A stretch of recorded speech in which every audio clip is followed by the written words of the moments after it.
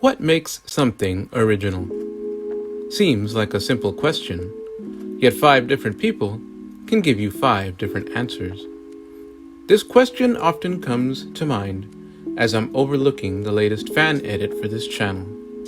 I wonder, has this content changed enough to be considered repurposed from its original state?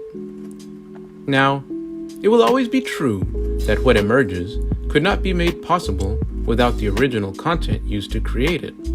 Still, the finished product is largely watered down, chopped, and blended with a variety of components to the point that I believe it can be distinguished as its own thing. Take a piece of chicken.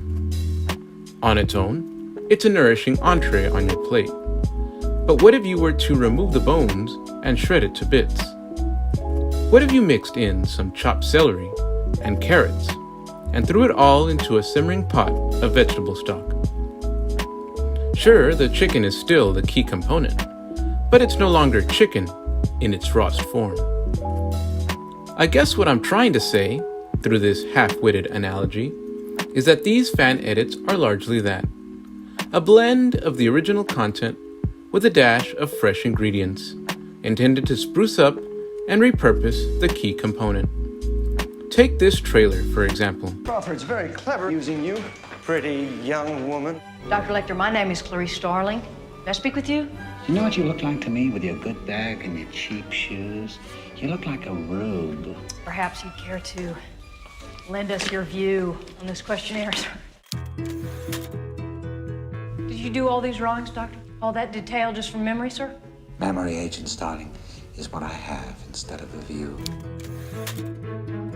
I tell you things, you tell me things. Not about this case, though. About yourself. Are you hitting on me, Doctor? Anyone who's familiar with The Silence of the Lambs will tell you it's a far cry from a romantic comedy. Well, that didn't stop the folks over at Cinefix from taking footage from this 90s cult classic and repurposing it to a finely edited trailer in the style of a romantic comedy. And, as we unravel the variety of components that make this possible, we zero in on one in particular: graphics. I use graphics to help reinvigorate the main ingredient. As I've said before, much of what I have to work with is devoid of plot, and in an effort to make a cohesive piece of fiction, I need a way to tie it all together. No pun intended. One specific graphic is the text box. Footage of Tracy Jordan getting tickled serves no purpose outside of that premise. She's getting tickled. So let's enjoy the unrestrained laughter. Let's delight in her futile attempts to break loose from her bonds.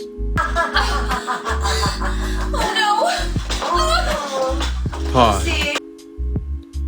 Now that's all well and good, but considering this platform and the circumstances therein, it's just not enough to have her get tickled for the sake of it, lest it be deemed sexually gratifying. So we have to cover the cracks. And that's where text boxes come in. Now, I don't usually like using text boxes if I can help it. The phrase, show don't tell, comes to mind. Far better it come from a character or some form of media, rather than a big blob of exposition at the top left corner. Hell, I'll even throw in a speech bubble from time to time to fill in the gaps. However, depending on what you have to work with, these techniques can't always be implemented well, if at all. So, we're stuck with a text box. Now, we're not writing an essay, so limiting your words is key when using a text box. Keep it short and concise. Text boxes serve their purpose in advancing the plot or setting up an upcoming scene that is otherwise raw and devoid of purpose, or at least a palpable purpose that's not sexually gratifying. If you're like me and you're looking to advance the plot in more creative ways than a chunky block of text, graphics like news chyrons or internet web pages are possible candidates. Allow me to explain. In the episode, What Fears May Come, Part 1, Barbara Gordon is strumming through her phone when a push notification brings up some insightful exposition about a certain artifact making its way to Gotham. The article serves its main purpose about introducing the audience to something that's more or less the central focus of the episode. Plus, it can help lay some groundwork for future episodes. Even the author of the article could hold some importance. Who knows? Maybe she'll make an appearance in a later episode. Who's to say? Another graphic that's worth its weight in dust are these oversized POW effects. Just like the ones used in the 60s TV show, these comically large effects are perfect editing segues. Once in a while, Batgirl will get into it with one of her enemies. Each thwack landed lends itself for a chance at using the POW. But what's the purpose of that, you ask?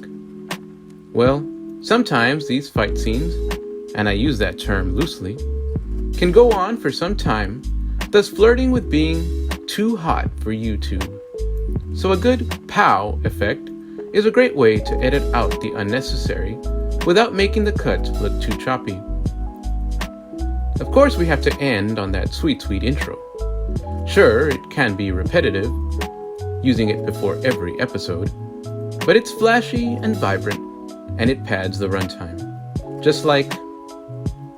Okay, anyway, a good intro can suck in a viewer, something the original content sorely lacks, but I don't hold it against them. I understand time is money, and every minute that ticks off their content is $1 from someone's pocket. Surely their clients would rather just have the meat and potatoes without the garnish. But alas, I do this for fun, so it's no skin off my back to include it every single time. All in all, graphics, while not as integral, still serve as essential additions when it comes to editing together these fan episodes. They're the garnish to a plate, the ties that bind, and the difference between a blatant copy and a cohesive project that results from a culmination of edited media mixed with additional components. In the episodes to come, I look forward to expounding on more of those components. For now, that is all. Thanks for listening.